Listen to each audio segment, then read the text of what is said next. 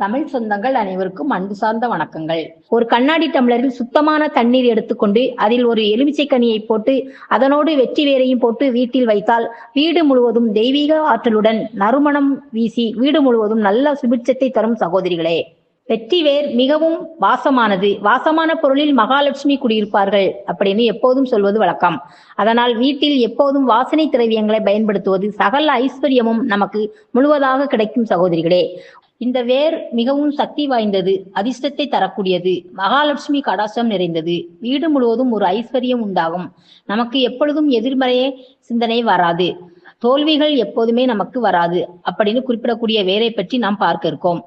பெரும்பாலும் நம்ம தமிழ் மருத்துவத்தில எல்லா வேருக்குமே ஒரு மகத்துவம் உண்டு. 1000 வேரை கொண்டவன் அரை வைத்தியன் ஆவான் என்று பழமொழி உண்டு என்பதை நீங்கள் கேள்விப்பட்டிருப்பீர்கள். நாம் சொல்லக்கூடிய வேரானது மகாலட்சுமி அம்சம் கொண்டது. இந்த வெற்றி வேரானது மருத்துவத்துக்கு பயன்படுத்தப்படுகிறது.